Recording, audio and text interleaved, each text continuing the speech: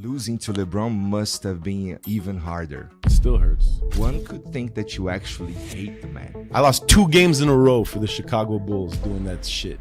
Can you tell me one that hurt you the most?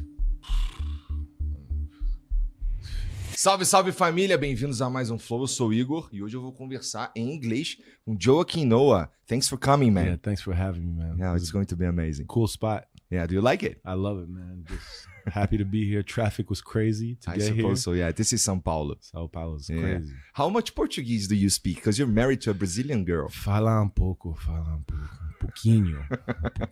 Oh, the first thing you said to me when we arrived, you told me tudo bem. I thought, wow, this is going to be good. And you're also the tallest guy I've ever seen in my life. Yeah. So it's I'm happy we're sitting down then. It's yes, I saw, yeah, but when it's a little, you almost didn't fit in.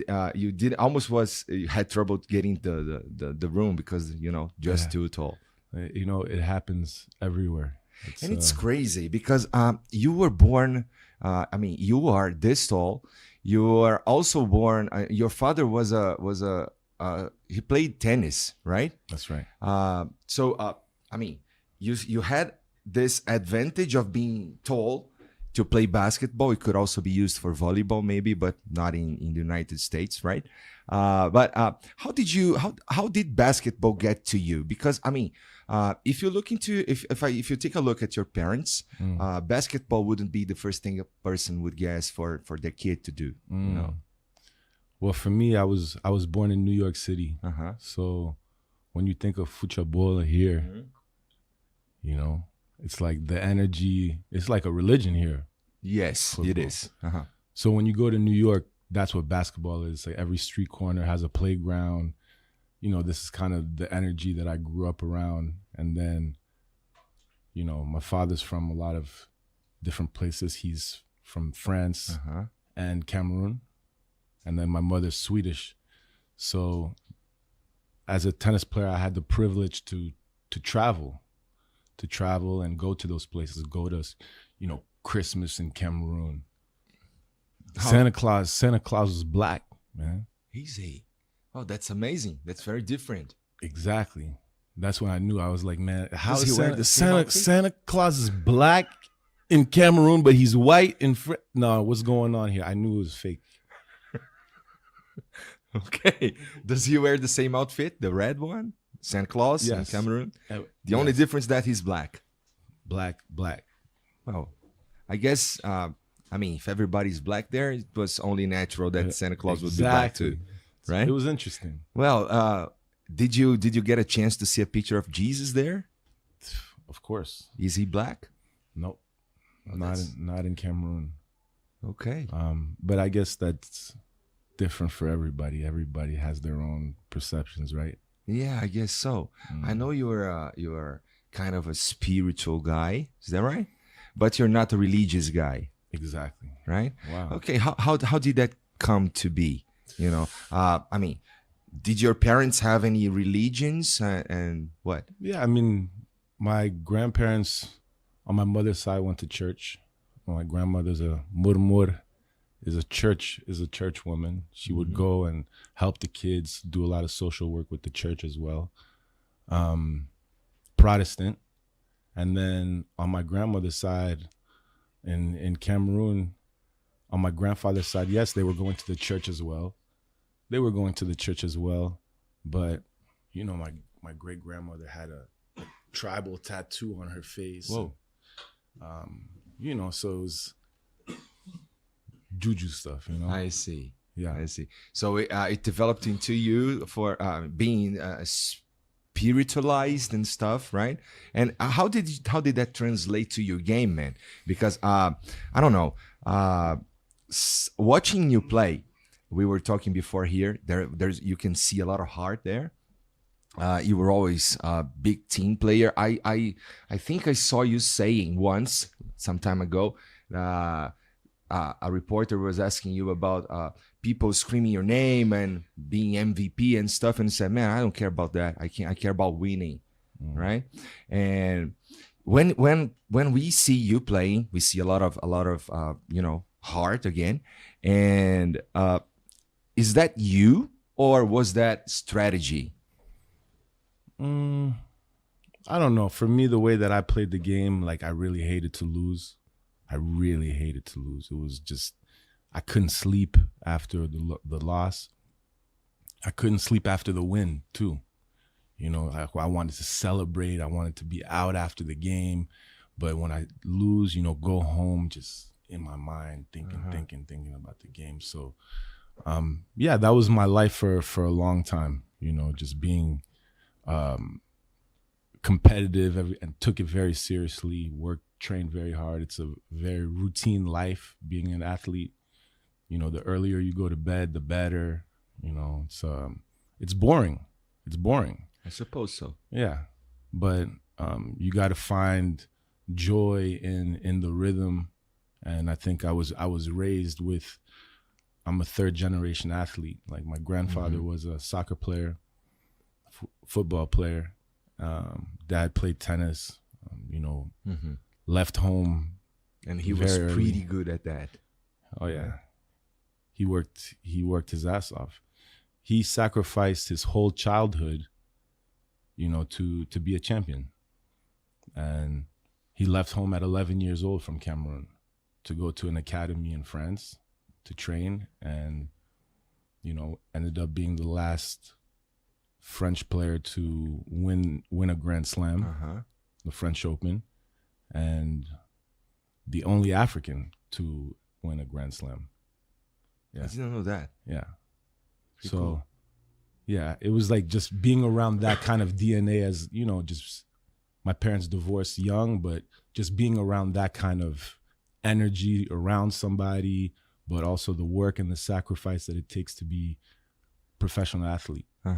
You told me you hated to lose. I've seen you.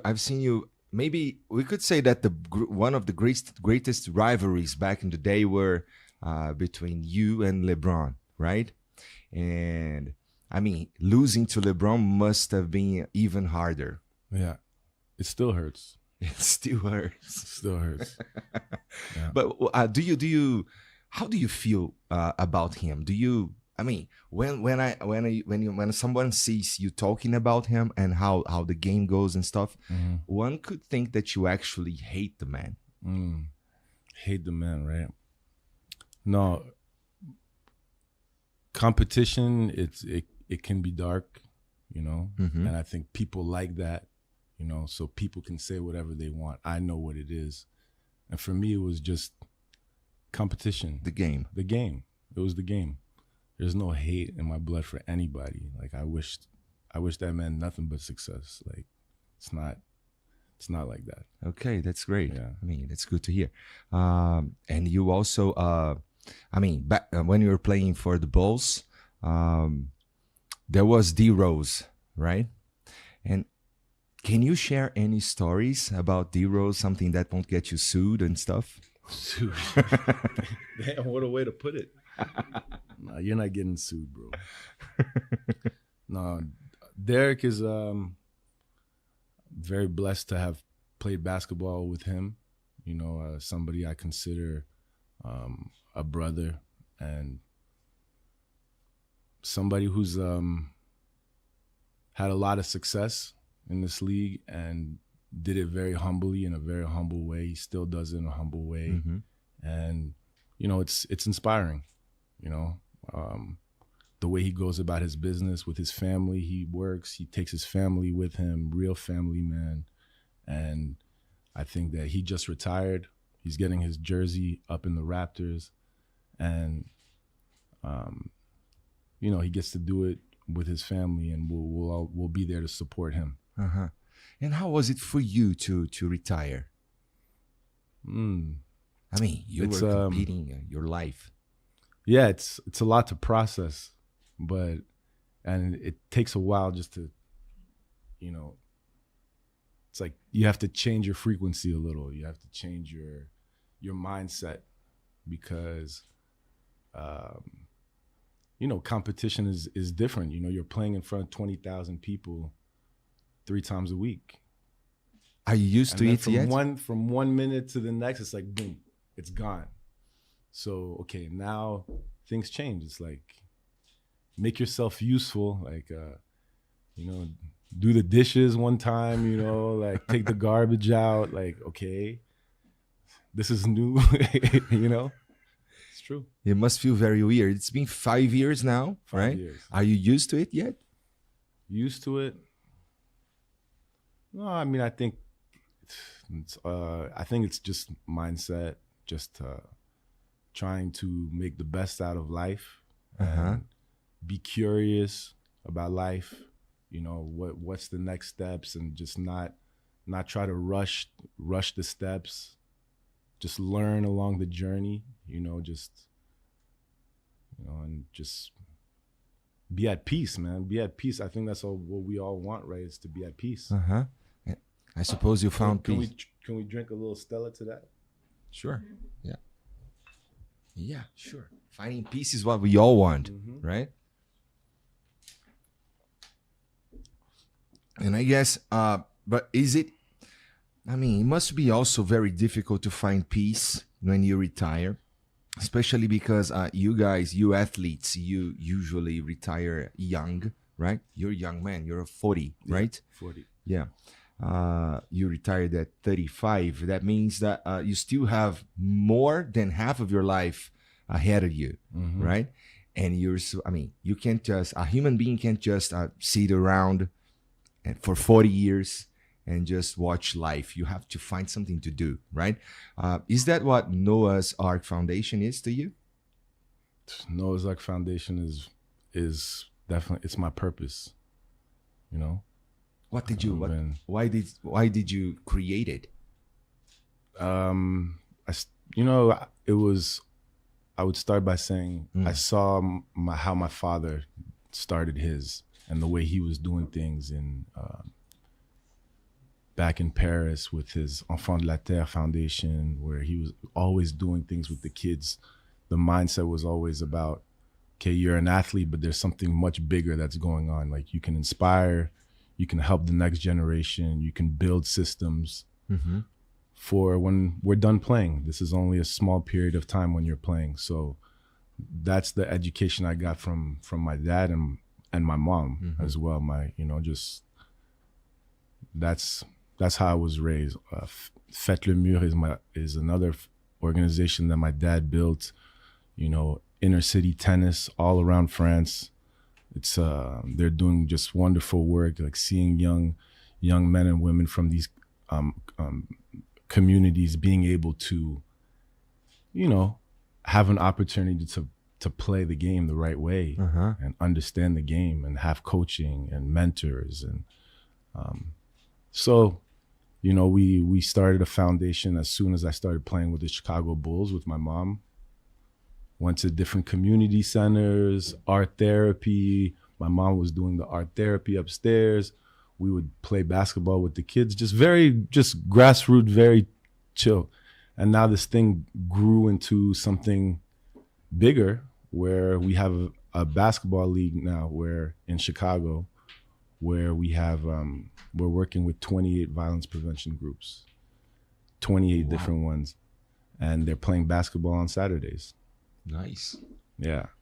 It's pretty cool. So, well, there's some work to do there. There's some, there's something you have to put yourself in, right? It's pretty cool. But let's go back to the game. How do you think, do you still watch basketball? It took, good question, because it took me a while. Like the first couple years, I couldn't even watch it. It's like just the mindset. Like, I'm looking at these dudes. I'm like, man, I'm better than him. I'm better than him. But it's not like, it's just the mind. My body's can't do it no more. But my mind is like, I can't watch it. Even going to the arena, like, I wasn't that comfortable. Interesting. Well, watching you play, it was very, interesting the way that you could, for example, pass. You were people knew you as a great passer, right? And how does it come naturally to you? Did you study a lot to get those moves some would say awkward moves and stuff. I have my own thing. I used to love to take the rebound and dribble the ball up the court. And that was like, in New York City, it's like point guards it's everything. They're the ones who control the game. But I was the big guy who would take it off, take the rebound, and now I'm dribbling it up. And the point guards used to get so mad. So imagine you're playing with Derrick Rose, the fastest man in the world with the ball in his hands. And sometimes I take the ball myself. He'd be like, yo, what the fuck are you doing, Sticks? Like, what the fuck are you doing? I lost 2 games in a row for the Chicago Bulls doing that shit. Twice. I still think about it. It's fucked up. But I guess it all came naturally to you. You know, it's like, you know, this was 10 years ago. And it's still, you never, the losses, you don't forget the losses more than the wins. The losses, they stick more. Can you tell me one that hurt you the most? Okay. Please.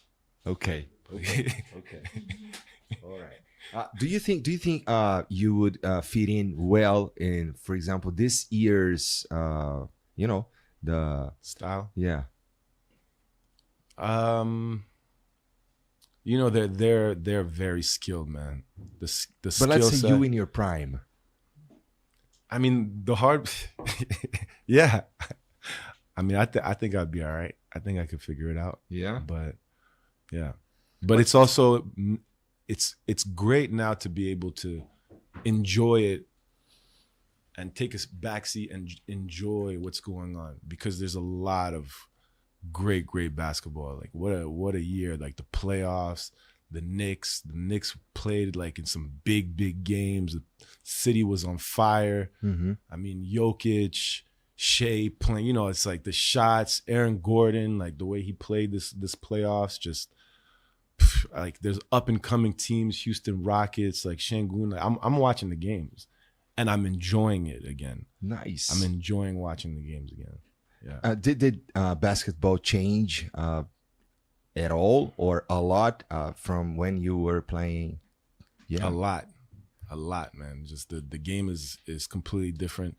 A lot more shooting, but it's also, you know, you have to be able to shoot to like be in the game. But the game is changing. It's all about the talent. You know, the talent is coming in, and you got guys like Wembanyama, 7'4", like we moving like that. We've never seen that before, ever. Oh, that's cool. So I guess you're excited for these finals. I'm excited for these finals. These are different finals, right? It's Pacers versus Oklahoma Thunder, and well, we're gonna be we're gonna have. They are going to be the champions going to be their first time, right? Yeah. So this is very unusual. Right. So what do you expect from these finals? I expect is a hard word. I would say like my prediction. Well, no, I actually was thinking about what would you like to see happening in these games? I mean, like I think, you know, there's this guy by Halliburton who's plays with a lot of confidence. But there's a guy on OKC, and his name is Lou Dort, and he's coming to he's bringing that fire on Hallie. So I'm excited to see that. You know, I think that's the kind I want to see. Some like, yo, this is it. You know, like people will like, for this right now, there's people who will give up, like they cut their nut, one left nut, to win a championship. You know, this is like. Oh, that sounds like you. No. Nah, not me. I'm not chopping my left nut for nobody. Nobody. But you love winning. I mean, at least you hate losing, right? I mean, look. But I'm not chopping off my left nut for nothing. But I'm telling you, there's people who might. Well, I guess so, yeah. yeah. But well, I am excited too. It's not. I told you before we started that it's not. I'm starting to. I mean, getting to this world. I've been watching NBA for I don't know. Maybe I started in 2023 watching something here and there, because you know, it was starting to. There was the NBA house, and there was some people really getting into the game around me. So I am. I still need to study more about the game, you know, because I feel like I watch the games, I enjoy them. There is something very different in basketball from football, from soccer, that you score a lot in basketball. It's very common to have, you know, no goals in a soccer game. So that might sound a little frustrating, but basketball, there's something happen all the time. You have 24 seconds to you know, to attack, and it makes the game very dynamic, right? And I mean, being a star, being a basketball star in a game that's so fast, everything happens it's really fast, and you really need to take decisions very, you know, in a heartbeat.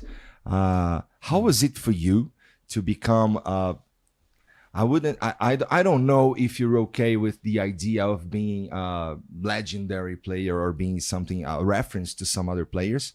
But how do you feel that? How do you feel playing like that? Knowing that some people would get inspired by your style and by the, you know, the way you would put yourself in the game. You know, I think that, you know, it's just like keep it simple. You know, it's like, for me, it's not about that. Like, when I talk to kids, they don't know, they weren't alive when I was playing well. You know, like, they were so young.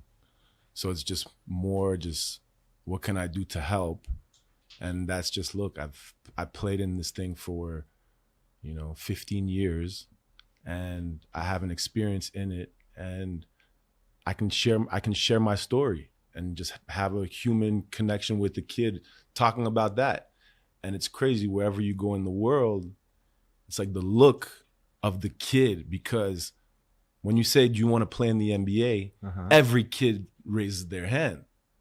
So, okay, so just from that perspective, I don't care if I'm in Morocco, I'm in the Middle East, in, you know, Abu Dhabi, or in the desert, or in Sweden, or in Brazil, or in America, the look of the kid is the same. He's like, yeah, you know? So if we just leave it at that, then okay, what people say, it's not about that. It's not that. The cool thing is that, okay, you see the kid excited, and you can share something, and then maybe he's gonna work harder, and like, the values of the thing is almost, it's part of the dream, you know. It's like, you have the discipline that you have to have, like, that's not gonna translate in your life after. It's deep. So, you know, teamwork. Fuck, man, we're not doing this by ourselves. Like, this is my first time here. I see this beautiful place. I see you build something awesome here. Like, thank you. Parabéns. Thank you. You know, parabéns. Obrigado. Drinking a Stella, you know, just a little doobie, like, before, you know, like, it's okay. Well, yeah. What would you say is the hardest part of being a professional basketball player? The hardest? Yeah. Now you can also share what is the best part. The best part is the beers with the guys on the bus, on the road. After a win. After the W. Oh. Ice on the knees. Everybody's just chilling. Yeah, those were good moments. Couple bottles of wine in the backpack. We're on the plane. We're going to Milwaukee, and then we're going to Denver, you know, just It sounds cool. It's cool. Well, it is yeah. cool. Yeah. Well, and you told me before that being an athlete is boring, right? You have to sleep early, you have to train hard, you have to do everything like this. So I guess that's the hard part. Is No, it? the hard part is the injuries. Oh, yeah. The hard part was the injuries for sure. That's what kills your career in the end, right? Yeah. Yeah. Well, for soccer, that's the same. I mean, we have, for example, Neymar, right? Have you heard about Neymar? Of course. Sure, right? Of course. So it's I still have some hope that he's going to play the next World Cup, but he has to come back from his injuries, you know. And let's go, Neymar. I really hope you can get there, get us there, especially now that we have. Do you watch soccer? Of course. Yeah. Yes. Which team do you support? In Brazil, you have to support Flamengo. Entendeu. Entendi tudo. Your wife is from Piauí, From right? Piauí, man. Shout out to Miguel Alves, Tia Teta, Tia Cessa, Socorro, Reggae Boy, Leo. Shout out to Tafarel, Piauí, Miguel Alves in the house. Good. Te amo, família. You're getting good. I'm getting But so you internet, not internet. When I say international, it sounds like you're from here. But I mean, which soccer leagues do you like to watch? Well, first, I would like to give a big shout out to my childhood team. PSG in the fucking house won the first EuroLeague championship. Come on, man. Come on. Champions League, baby. Mm-hmm. Like, the city's probably still on fire. So, Mm-hmm. les frères là-bas, mais I forgot your Alors half là, French. tu t'amuses. Okay, now you're speaking stuff I can't understand. Nah, you got to give the guys a shout out. Well, no, that was a very good find. Ousmane Dembele. Huh? Ousmane Dembele, you know? Mm-hmm. Pretty cool. Yeah. Come on, man. Strong. Yeah. Okay. Now now that you're retired, you're working with the Noah's Ark Foundation and you have something good going on with family and stuff. Let's talk a bit about how do you see life? How do you see for example, this God? Okay. I mean, I've read about you being in a you don't have a religion, but that's what I read. Is that true? Mm-hmm. You don't have a religion. Okay. But how does God fit in your life? How do you see God working in your life at all? You know, I think that's it's a very personal question to ask about somebody's spirituality, because it's like being around somebody, then you can understand what his spirituality is. But being around somebody, you know, it's not just, You can just but it's like, it's not, I'm not trying to impose nothing on anybody. This is not like, that's not how I was raised, so it's like, I think that everybody has their own spirituality, everybody has their own demons, everybody true. has their own, I come from a lot of places, so who am I to say like what's right and what's wrong? yes. Like everybody has a different journey in this life, Yeah. Yeah. Everybody has a different journey, like Yeah. it's not like, I don't know, it's like we want to talk about it on the beat, we get to know each other, we can talk about it, but I see. yeah, it's like, I don't like the fact that I feel like religion can also, it divides us too. Yeah, you're right. That's anyway. Okay, I get it. You once said that I think I read that. You correct me, please, if I'm wrong. But that basketball saved your life. Why would you say that? How did basketball save your life? If that's correct, Man, I don't know when what I said that, but it gave me a lot, for sure. It gave me an opportunity, and it was just I met a lot of unbelievable people. I get to travel the world because of a ball. Well, yeah, I You know? mean, traveling the world, right? But you have the chance to travel the world right now, don't you? Yeah, you're in Brazil. How do you like Brazil? I mean, of course you're in Brazil, right? You're married to a Brazilian, but this is probably not the first time you come here, I right? love Brazil. I Yeah. love coming to Sao Paulo. You know, I love going to Rio, but I got married in Trancoso, Bahia. You know, Piauí, of course, but go see the cachoeiras in Bahia. Like Mhm. we're moving around. Panaíba, you know, we're moving around, we're checking it out, and there's so much to see here. Yes. You know, Yes. Well, you know, you've said some. Passa Quatro, is Uh-huh. that Passa Quatro? There, that's a city. Yes. Uh-huh. I was there. I Well. ate some pão de queijo over there. It was fire. Yeah, Yeah. yeah. Their pão de queijo is amazing. But how do you like I don't know, the beaches in Rio? How do you like the festivities we have here? Have you been here to the carnival, for example? Not yet.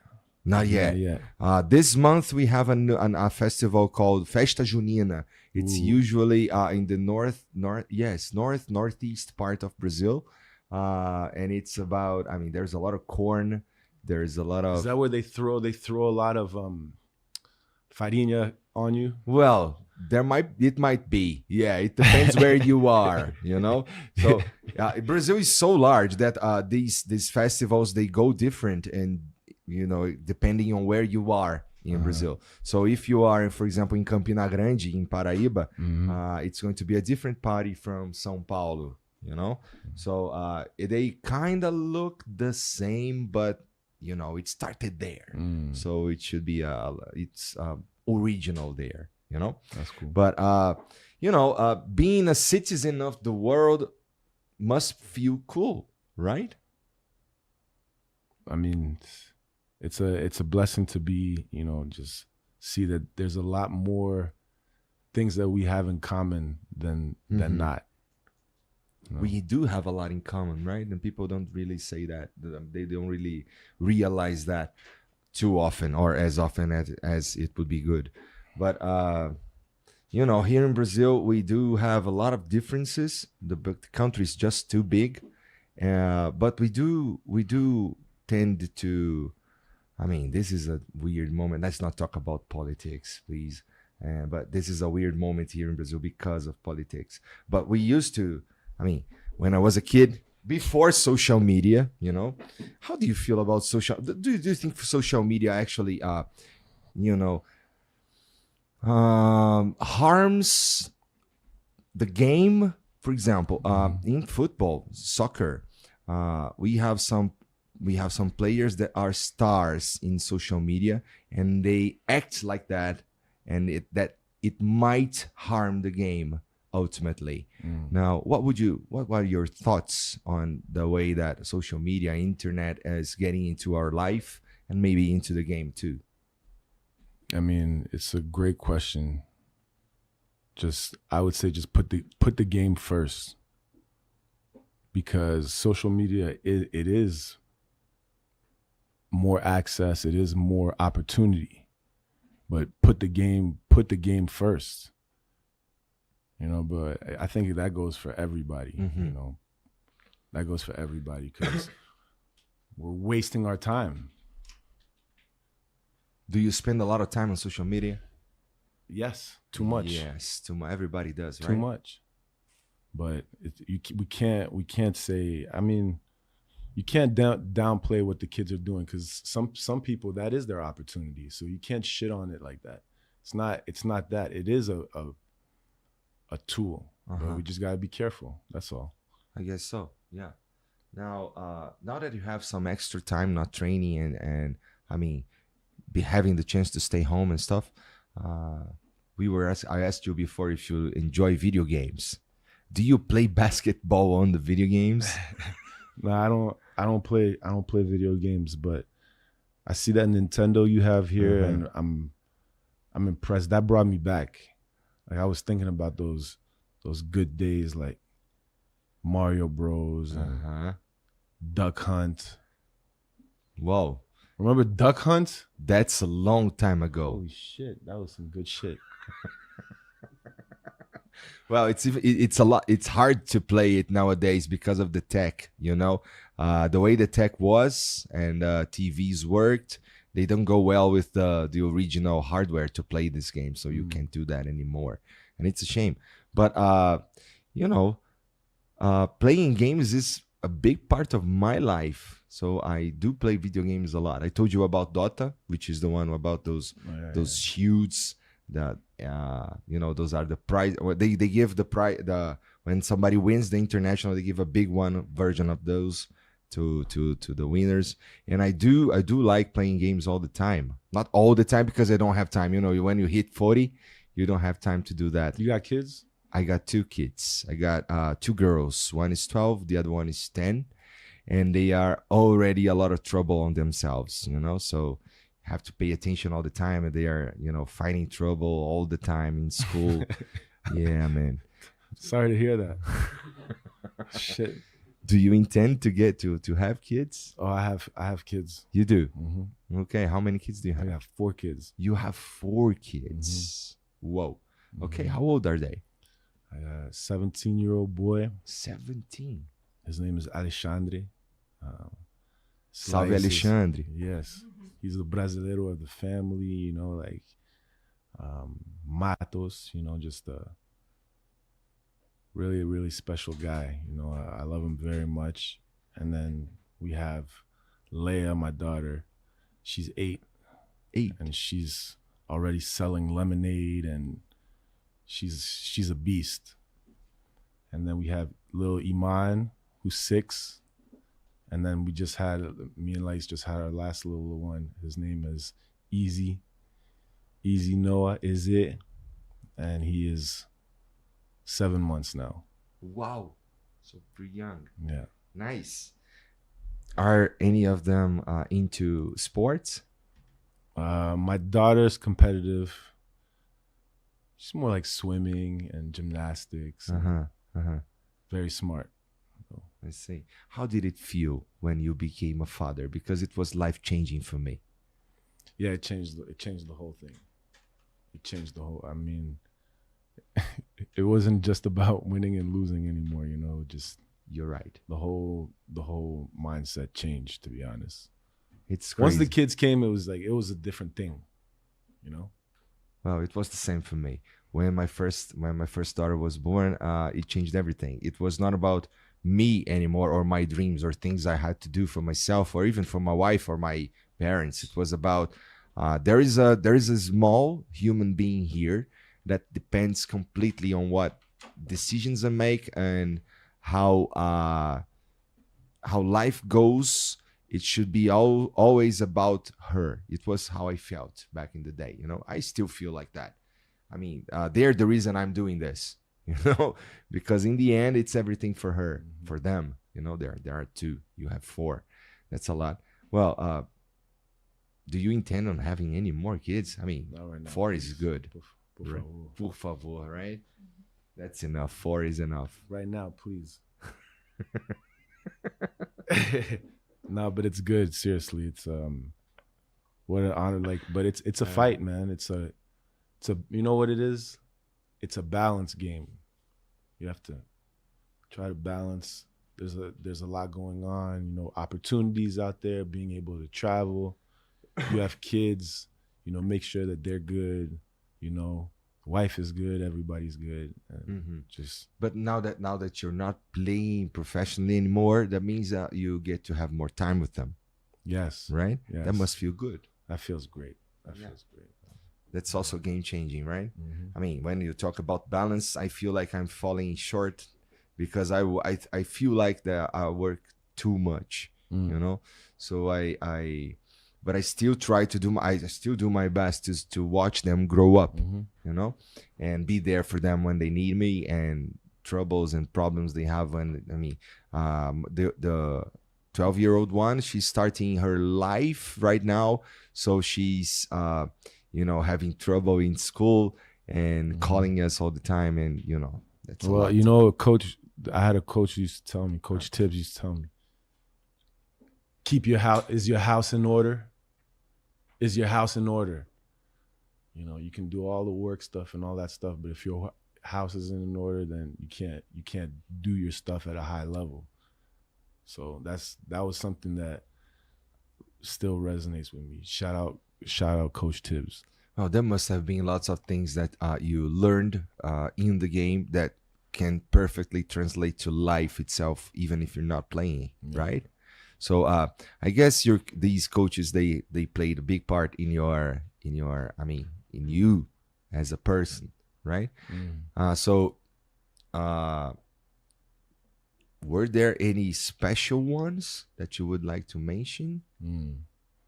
I would start with Mr. Green, Tyrone Green in New York City, who was like another father figure to me, the one who made me believe that I could, you know, play at the next level. He always told me, I'll take you to the next level. You know, I was a 13-year-old kid. Wow. You know, it's like, let's start with him. Like, he's like a real angel. Rest in peace. Mr. Green, drink a little sip to him.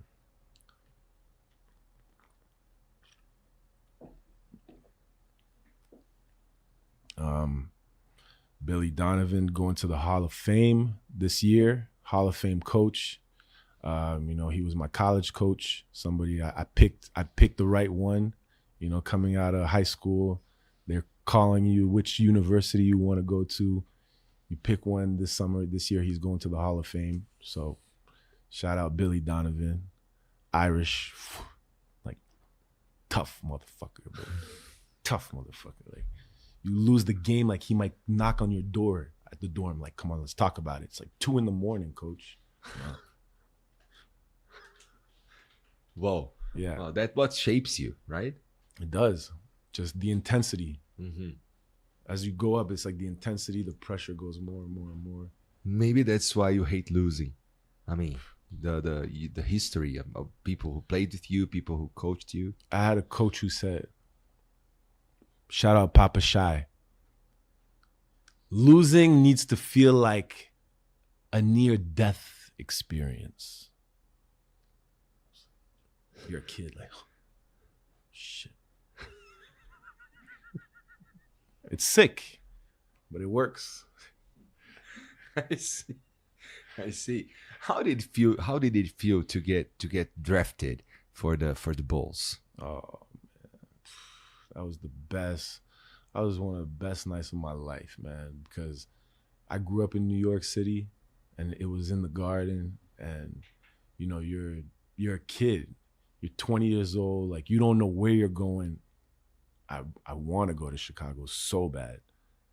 And it just like everything worked out and you're home. So, you know, you see a lot of parents, like we go and celebrate with all the families. You know, for a lot of people, it's life-changing. Uh-huh. You know, it's so. a life-changing moment for a lot of families that night. So it's like, I'll never forget that part. Like seeing families hugging, crying, like the draft is a very special night. I see. But you worked hard for that, right? So did you expect being drafted? Yeah, right? I mean, you know, for most of the time, it's like nobody thinks that you're gonna go to the NBA. Like, it's not like people thought I was gonna go to the NBA when I was 15. No, it was like I found out I was going to the NBA when I was 18. Like, no, I was like, 19, 20. Older. It's not like I was phenomenal, like coming in, everybody. No. It was not that at all. It was work your way up, all the way up. Ball boy at the camp. You know, it's a long journey. I'm just happy that I got to develop in France playing basketball, develop in America and their grads. So it's just New York and Paris was where I got my education in basketball. And now you see in France, it's like the development of NBA players we're getting 3 talents a year going into the NBA because it's a well-oiled machine. They're working. They have it right. Their training system's right. So that's what it takes. It's like investment. And how about playing for the national team for France? How did it feel? It's I have really great memories of playing for France. Unfortunately, I had I had some injuries, and that was so I had decisions to make. And when you're representing your country, I understand what that means to a lot. For me personally, like I'm not that patriotic, to be honest. I see. I'm not that patriotic at all. There are I don't know if playing in the national basketball team in Brazil, I suppose it means more to a Brazilian than to an American player who plays for the NBA, because the NBA tends to feel I don't know, more competitive or maybe even bigger than, I don't know, the Olympics. Do you guys care for Olympics and stuff, or you're more like into NBA and stuff? No, I mean, look, like the Olympics it's beautiful.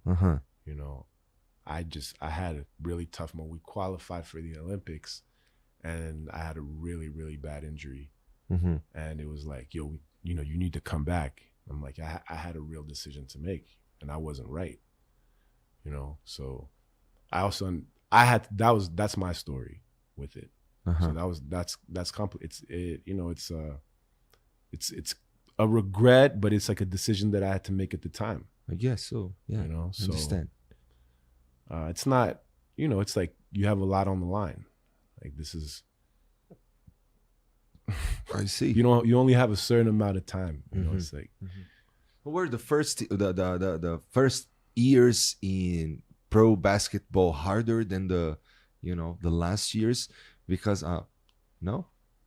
I mean, when you're young, this is a young man's game. I see. To me, I mean, for me, it was like when I was a kid. When I was 23, I was running like a deer. I was a deer who never got tired either. I had 3 lungs. I had 3.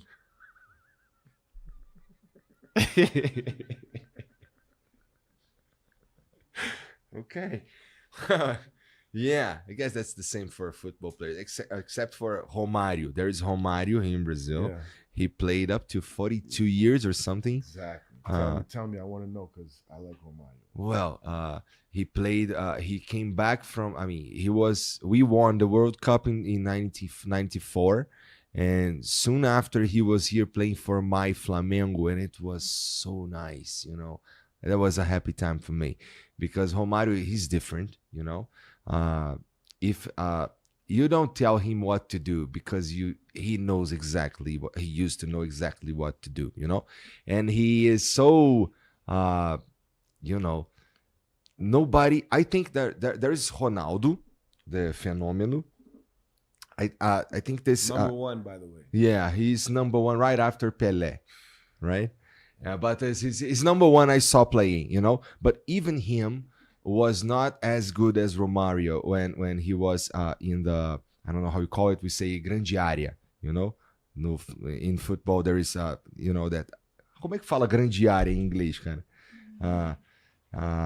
There's a space in the pitch where, the box. Yeah, okay. So in the box, nobody's like Romário. Nobody has ever been like him, So it was amazing to see him play up to 42 years old, and he was incredible. Wow. So shout out. Yeah, but he didn't have 3 lungs, He was more like you just give me the ball, I'll do whatever I have to do to score, and it was incredible. Well, and you were good. Who had 3 lungs? 3 lungs? Who had 3 lungs in La Selección, like back in the day? I would say Ronaldo did. Who else? Cafu. Well, yeah, Cafu. Roberto Carlos. Three lungs. Branco, 94. Yes. Three yes. lungs. 3 lungs.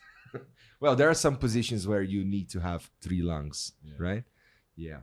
But you also, but they were also very good at the like you said before, you keep it simple, you know?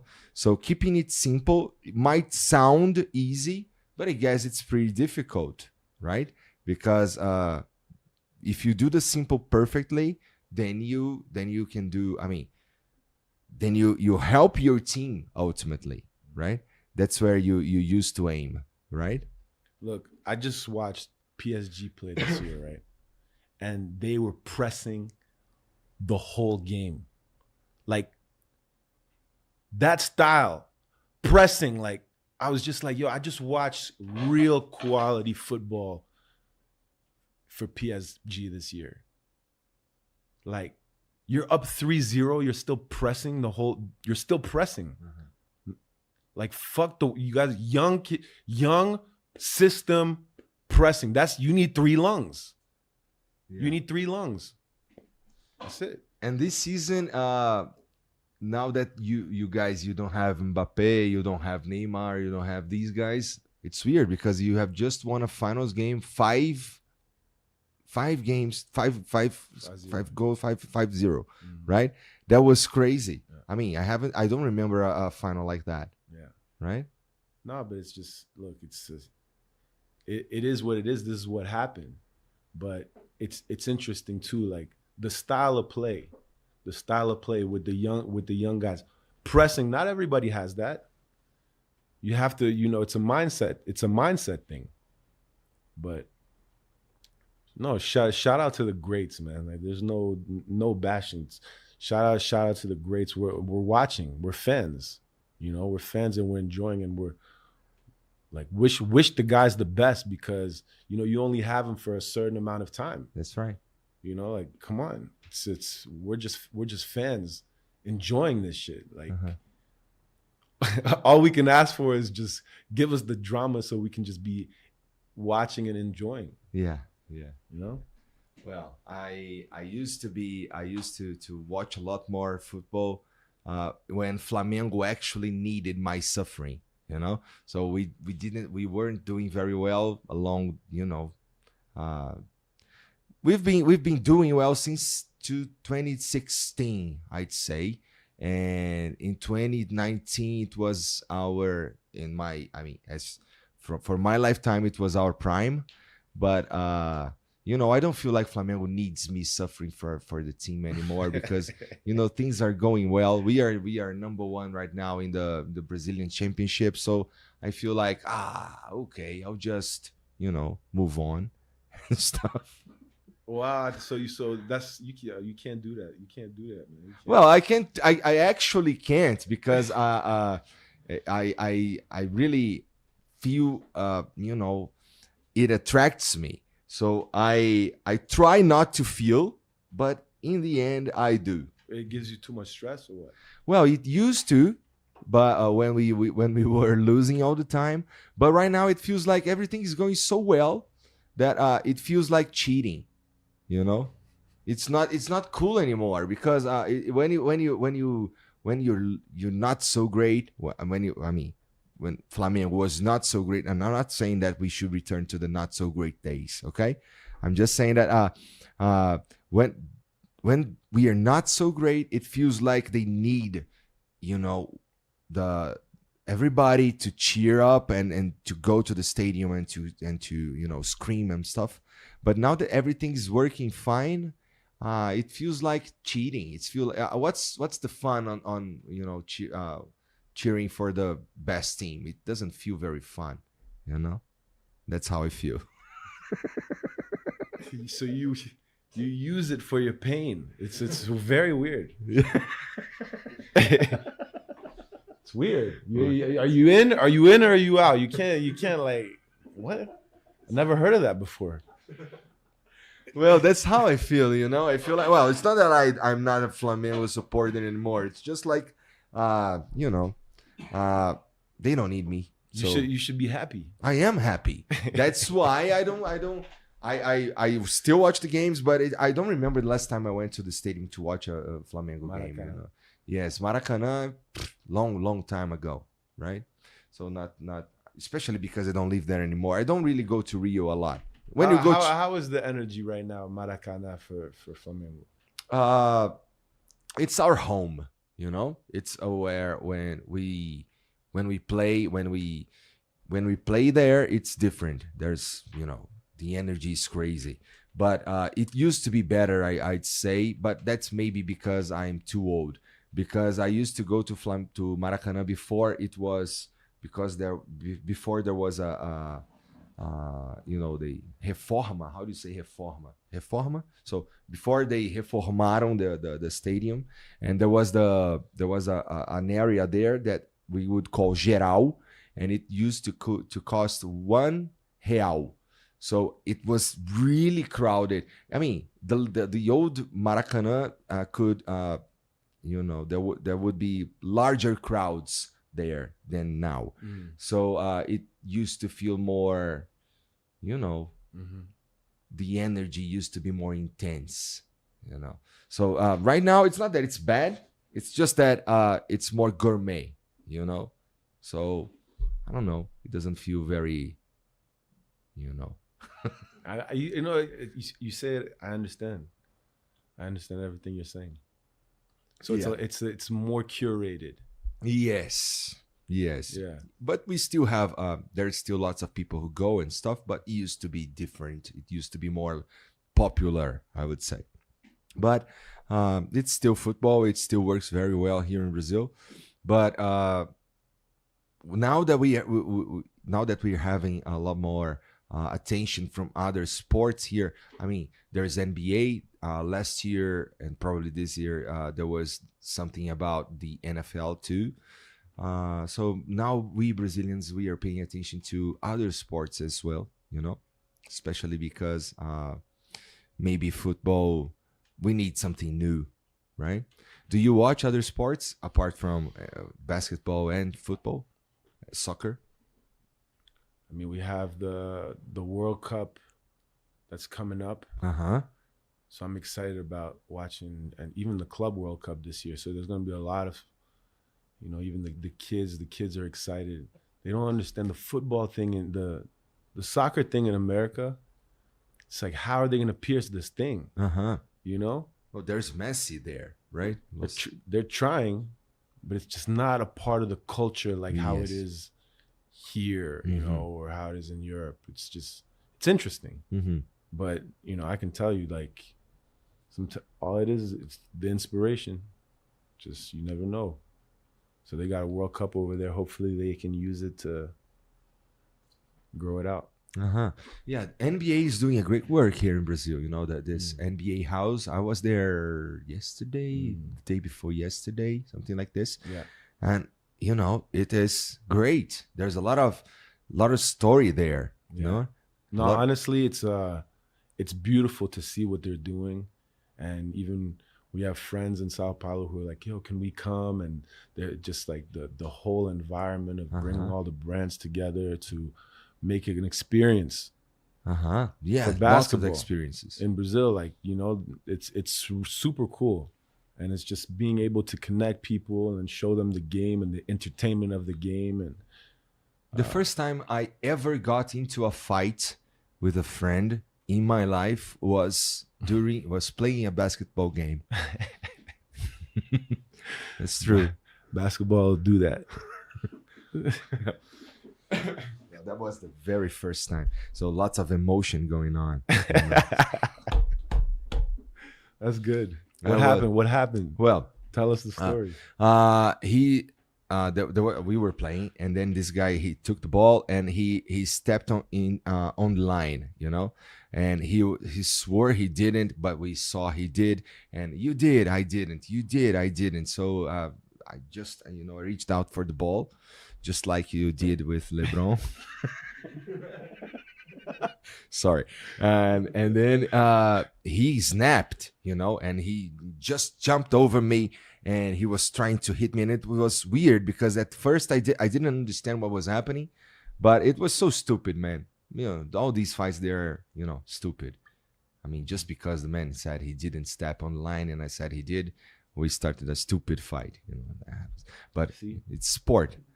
Well, no, wait. This is So not it's- sport. It's so Not sport. it's so interesting. It's so interesting. See, it shows a lot about people. You know how Well, everybody wants to win, right? for real. Some more than the others, but everybody wants to win. And that's I would say, if somebody asked me to if somebody asked me, oh, what do you think of Joakim Noah? I would say, man, this guy, he just hates to lose. From everything that I've read and everything that I watched, this guy just hates to lose. And how he celebrates every little success or every little block or every little, the way you put yourself in the court, you used to put yourself in the court, it makes, all the all the grits and stuff. And it's pretty cool, man. I actually think that you were, I mean, I miss this energy, Do you see any other players nowadays that would go just like you did? Yes. Yeah. Yeah. Who Yeah. would you say that has the same heart you used to have? I mean, look, just people. It's just everybody has a different way of expressing this thing. You don't get there without being competitive. You already have all those relationships of winning games, losing games. Like you've been building this since you were a kid. So, like I think when I look at Draymond play, I think he gives his heart out. But Jokic is gonna do it differently because he's like it's a different kind of killer. But the competitive thing, like the Thompson twins, the Amen Thompson, these kids in Houston and Detroit, come on, like it's there. It's just not on. Maybe you don't see it as much on Instagram. But if you're watching the games and you see what you're watching, then yes, you're gonna see the competition everywhere. And that's, to me, that's what. It's more than like winning and lose. Compete. As a fan, that's what I want to watch. Competition. I see. Yes. But competition comes with winning and losing, and knowing how to deal with that is also important, I guess. Right? Now, you told me you hated to lose, but you couldn't sleep when you lose, but you couldn't sleep when you win also. So how did you maintain your health during these, or mental health during those days? Look, listen, it was a hell of a journey, put it that way. It was like going in the Matrix, Going in the bright lights, And then you want me to go to sleep at 11 o'clock at night? How? The game's at 7. I'm drinking 6 coffees at 8 p.m. I'm bouncing off the wall. People think that I'm like that. I'm 8 coffees in. How did you survive those 15 years? Must have been hard. It must have been crazy. Look, it took a lot. It was a different game. Like I was blessed to have a dinner with Dirk Nowitzki, and he was like, you know what, Joakim? He's like, the way that you play basketball and the way that I play basketball, it was a different sport. He's like, I was shooting off one, it was just, I was going full speed. He played 22 years, I played 13 years. It's like this. So it was like a different style of play. Like it was a faster, it was like but is my career shorter because of the way that I played? Like, yes. So it's about being smart. The way the game is managed now is completely different than it was back then. It's a different style of play. That being said, it's basketball. It's you told me even you got in a fight. Well, yeah. Who are your idols in the game? People you really look up to? I would say the people that inspired me the most in the game is, I'll start with like Dikembe Mutombo. You know, Dikembe, rest in peace, to, you know, the legend, the way that he used his career to the humanitarian that he was, you know, just the work that he did in Congo, never forgetting where he's from. You know, it's just hard to,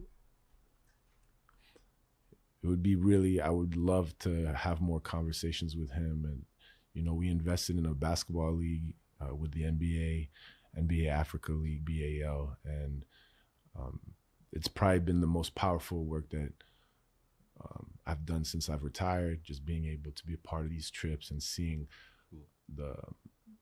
how basketball is growing on the continent, something I'm really proud of. We're coming from Sao Paulo, we're going straight to Joburg to the finals of the BAL.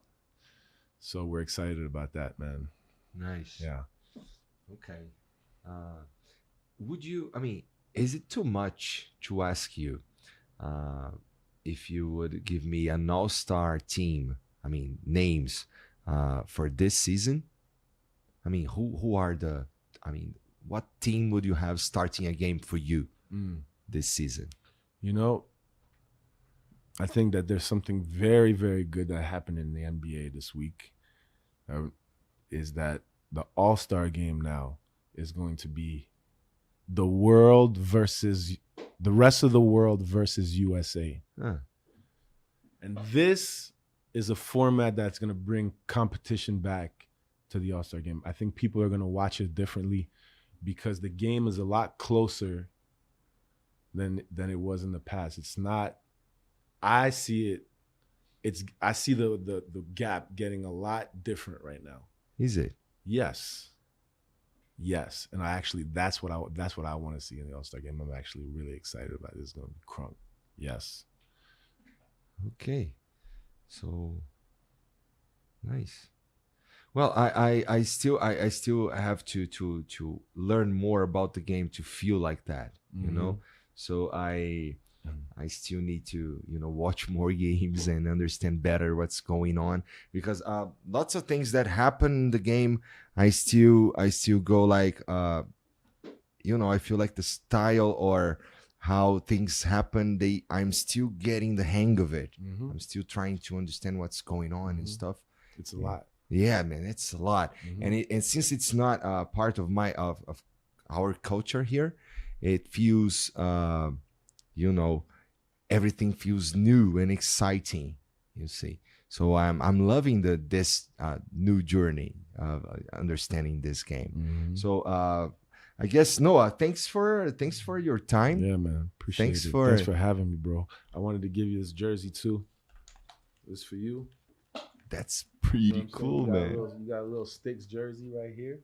You know what I'm saying? That's a Just so nice you, gift. just so you can look good out there in these streets. I'll wear it right now. Respect, bro. Cool, man. Thanks a lot. Yeah, thanks for having me.